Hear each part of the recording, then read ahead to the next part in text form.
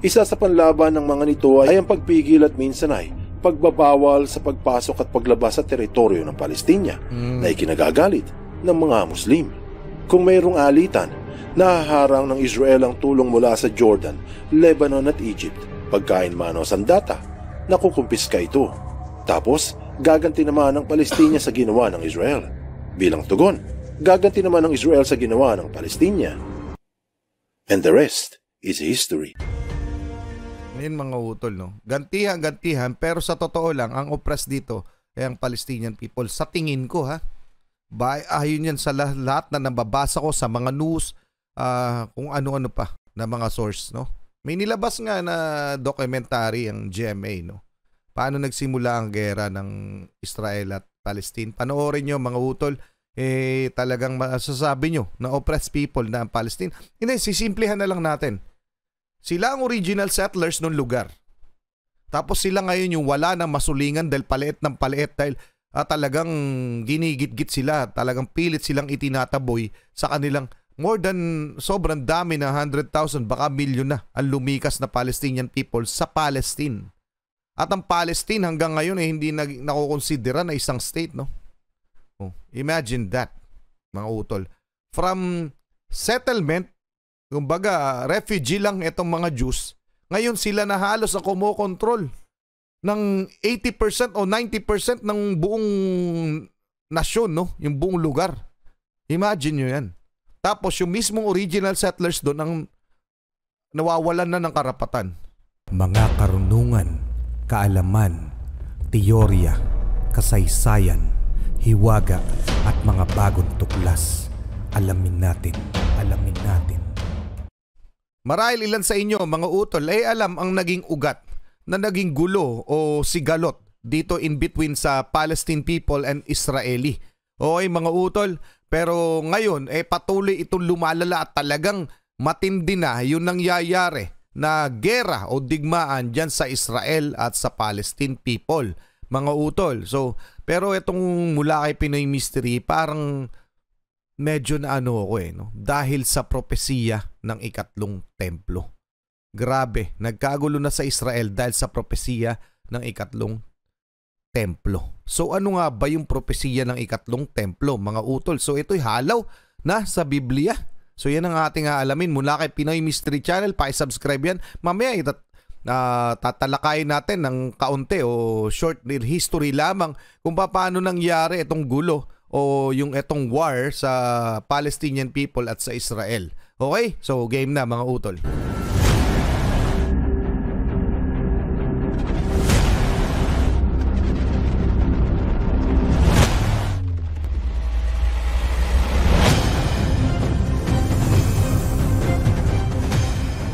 Israel at Palestina, dalawang teritoryo kung saan walang tigil ang kaguluhan mula pa noong unang digmaang pandaigdig. Subalit ngayon ang labanan ay lumala na dahil napaputok ang mga taga-Palestina ng ilang libong rockets sa teritoryo ng Israel at idineklara ang isang special military operation. At ang sagot ng kabila ay, ang atake ay pagsisisihan ng mga kalaban.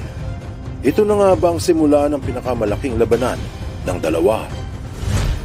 Siguradong magugulat ka sa malalaman mo na ang punot dulo ng gulo ay hindi lang politika o awayan ng lupa. Tama. Ito ay dahil sa pagbabalik ng Mesiyas sa Israel.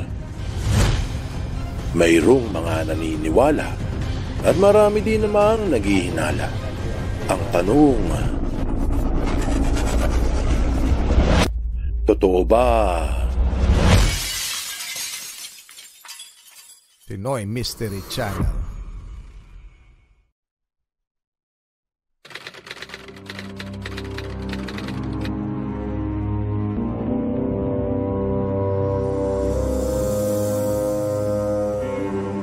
Ilang oras pa lamang ang nakalilipas. Sabado, 7 ng Oktubre. Walang sabi-sabi ng inatake ng Palestina ang bandang ibaba ng Israel sa isang military operation na tinawag nilang Operation Al-Aqsa Flood.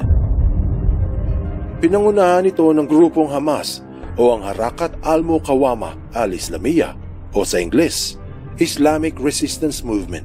Isa sa mga grupong humahawak sa Gaza Strip ang makitid na haba sa bandang kaliwa ng Israel at humahawak din sa West Bank na nasa kanang bahagi naman, dalawang teritoryo na kung saan halos mga Muslim na Palestinian ang nakatira.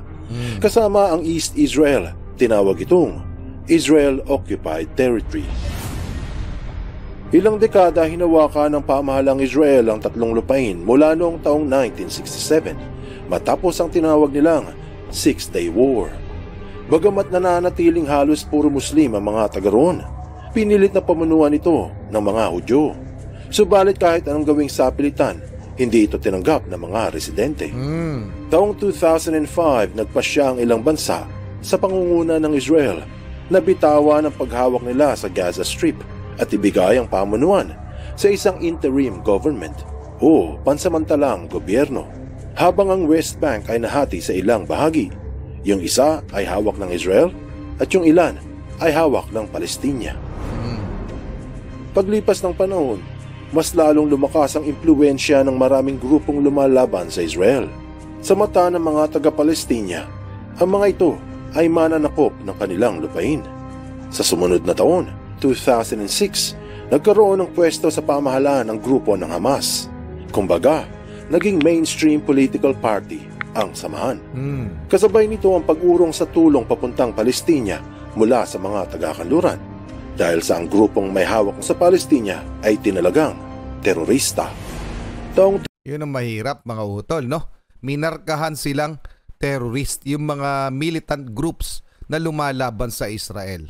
Pero ito, gusto ko lamang i-share sa inyo. Ito yung akin lamang, sarili ko lamang na opinion mga utol. Buhat dito at sa mga nababasa ko at napapanood. O ayon rin sa mga karamihan na aking napapanood na o mga nababasa na mga dokumento, etong Palestine people, ang pinaglalaban nila yung kanilang lupain mga utol. Kasi tingnan nyo yung mapa, before settlement ng mga Jewish people, mga Jews, yung Israel kung tawagin, yung Israeli. Yan sila. Yan yung Palestine mga utol. Yan yung Palestine. Yung green, Palestinian yan. So nung panahon after ng World War, parang nilagyan ng settlement dito yung mga Jews, yung tinatawag na Israel, dito sa part lang na to. Ito yung sanction ng United Kingdom kung hindi ako nagkakamali. And then, the story goes on and the years goes on, lumalaki sila na lumalaki. Noong 1948, gusto silang hatiin into two state ng United Nations. So etong kulay white, mga utol, yan na po yung nasasakop ng Israeli people. Okay, yan na po yung naging Israel. So eto yung Gaza na natira sa Palestine people, etong green eto yung West Bank. Tignan nyo nangyari. Lumiit na lumiit yung West Bank, lumiit rin yung Gaza, lumiit na rin yung nasasakupan nila. And the story goes on, palit ng palit ang kanilang nasasakupan. So palagay ko pinaglalaban ng Palestinian people ang kanilang lupain, kanila to. Ngayon sila'y nasasakop, tapos sila'y na-oppress. Ngayon minarkahan pa yung mga nagre-rebelde at tumalaban sa kanila para sa kanilang karapatan, minarkahan pang terorista. So anong masasabi nyo dyan? Kahit basahin nyo lahat ng pangyayari, yung Palestine people lang oppressed. Okay? So anong masasabi nyo? Pa-comment kahit ano na lang yan. Kung anong galit kayo sa tama ba? Parang it's not a matter of right and wrong, pero parang so yung mga Jews, mga utol, maidagdag ko lang, yung mga Hudyo kung tawagin, etong Israeli, sila yung nung panahon ng Great Holocaust, sila yung talagang gustong ubusin yung lahi. So bakit ngayon parang yun yung ginagawa nilang eksakto sa mga Palestinian people? Yun lang tanong ko Okay, gumaganti ba sila? Ito yung dated back so long yung away na ito. So grabe hindi sila mag-coexist. So palagay ko, uulitin ko, ang pinaglalaban nitong Palestinian people ay ang karapatan nila na mamuhay sa kanilang lupain na tinirahan na nila noong unang panahon pa. So ano masasabi nyo dyan? Pa-comment na lang, tuloy na muna natin. 2007 nagrebelde ang mga ito at napatoob ng tuluyan ng kabilang gobyerno. Kaya mula noon, sila na ang halos humawak sa buong Gaza Strip at sa ilang parte ng West Bank. Siyempre, naging problema ito para sa Israel dahil napapalibutan na sila ng kanilang kaaway sa kanan at sa kaliwa na parehong suportado ng mga Muslim. Sa kabilang banda naman, Ang Israel ang daanan papasok sa Gaza at sa West Bank. Kaya naman sa maraming taon ng labanan, isa sa panlaban ng mga nito ay ang pagpigil at minsan ay pagbabawal sa pagpasok at paglabas sa teritoryo ng Palestina na ikinagagalit ng mga Muslim. Kung mayroong alitan, nahaharang ng Israel ang tulong mula sa Jordan, Lebanon at Egypt. Pagkain man o sandata, nakukumpiska ito. Tapos, gaganti naman ng Palestina sa ginawa ng Israel. Bilang tugon, gaganti naman ng Israel sa ginawa ng Palestina. And the rest is history. Ngayon mga utol, no? Gantihan, pero sa totoo lang, ang oppressed dito ay ang Palestinian people. Sa tingin ko, ha? Ayon yan sa lahat na nababasa ko sa mga news, kung ano-ano pa na mga source, no? May nilabas nga na documentary ang GMA, no? Paano nagsimula ang gera ng Israel at Palestine. Panoorin nyo mga utol, talagang masasabi nyo na oppressed people na ang Palestine. Hindi, sisimplihan na lang natin. Sila ang original settlers ng lugar. Tapos sila ngayon yung wala na masulingan dahil paliit ng paliit dahil talagang ginigit-git sila, talagang pilit silang itinataboy sa kanilang more than sobrang dami na 100,000, baka milyon na ang lumikas na Palestinian people sa Palestine. At ang Palestine hanggang ngayon ay hindi nakukonsidera na isang state, no? Oh, imagine that, mga utol. From settlement, kumbaga refugee lang itong mga Jews, ngayon sila na halos ang kumokontrol ng 80% o 90% ng buong nasyon, no? Yung buong lugar. Imagine nyo yan. Tapos yung mismong original settlers doon ang nawawalan na ng karapatan. Sinong hindi magre-retaliate? So ano masasabi nyo dyan? Ituloy na muna natin. Ang balita ngayon sa pag-atake ng Hamas sa ibaba ng Israel ay tinawag nilang Al-Aqsa Flood Operation. Isa sa pinakamasahol na operasyon ng mga Palestinian laban sa kanilang kapitbahay. Siguradong mabubulabog ang iyong pagkatao kung sasabihin sa iyo na hindi lamang dahil sa politika o hindi lamang dahil sa agawa ng teritoryo kaya ito nagpalipad ng ilang libong pasabog. Ito ay dahil din sa isang propesiyang nakasaad sa Biblia. Kaya mayroong mga nagtatanong kung bakit naman mauungkat ang Biblia sa nagaganap na gulo ngayon sa Israel. Ayon sa Palestine Chronicle na naglunsad ang Al-Qassam Brigades ng Al-Aqsa Flood Battle dahil raw sa inatake ng mga Israeli ang mga sumasambang Muslim. Tama. At nilapastangan ng moske ng Al-Aqsa. Kahit na binalaan nila ang mga ito dati pa. Sinabi din ng pinuno na sinubukang saktan ang daan ng propeta. Malinaw na ang pag-atake ay tugon dahil sa ginawa ng mga Israeli sa Al-Aqsa Mosque at sa mga Muslim na nais sumamba sa lugar. At sinabi din ito sa forward na ang pag-atake ay depensa lamang para sa Al-Aqsa Mosque dahil nga nilapastangan ng mga Israeli ang mosque sa Haram al-Sharif. Kaila sa marami na bukod doon, ayon sa pinuno ng grupo, na may intensyon raw ang mga Israeli na itayo sa mismong dambana ng kanilang propeta, ang ikatlong templo ng Israel. Eto na mga utol, yung sinasabing ikatlong templo na nasa propesiya. So ano nga ba yan? Pero anyway, napanood ko yung etong yung pag-oppress nila doon, pag-atake nila sa mosque. Isipin niyo mga utol, no? Yung banal na sambahan na ng mga Muslim, inatake pa nila. 'Di ba? Sinong hindi magre-retaliate niyan? So lahat ng galaw ng Palestine, palagay ko ganti lamang, no? So ang hirap kasi may anggulong politika ito, mga utol, itong laban ng Israel at Palestine, may political na anggulo ito, no? Yung sa Middle East at sa United States, mga utol. Kaya nakikialam na rin ang United States dito sa gera na ito kasi may kinalaman ito sa politika. Okay?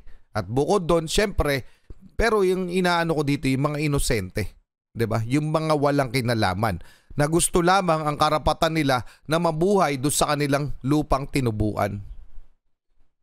So anong masasabi nyo dyan? Siyempre yung mga militants, siyempre suportado na yan ng kanya't-kanyang mga kaalyado, 'di ba? So yung Middle East, yung mga Muslims, pero para bastusin mo yung lugar ng pagsamba, sobrang foul na yon para sa akin mga utol kasi Kaya nga tayo hindi nagkakasundo. Kahit ng buong mundo halos ang gusto ay kapayapaan, ngunit bakit hindi tayo nagkakasundo? Bakit walang kapayapaan? Kasi nga iba-iba tayo ng paniniwala. At kadalasan pa nga, binababoy ng iba yung paniniwala ng iba. Kagaya ng nangyari dyan sa Palestine at sa Israel. So anong masasabi nyo dyan? Comment na lang, isipin nyo, babuyin yung lusubin, yung lugar ng pagsamba. Sobrang foul na yan. Palagay ko lamang ha. Tuloy na muna natin. Anong masasabi nyo? Comment na lang.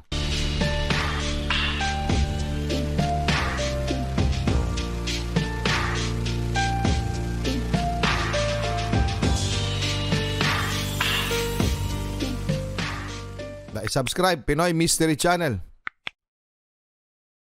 Anong gulo ang haharap sa gitnang silangan?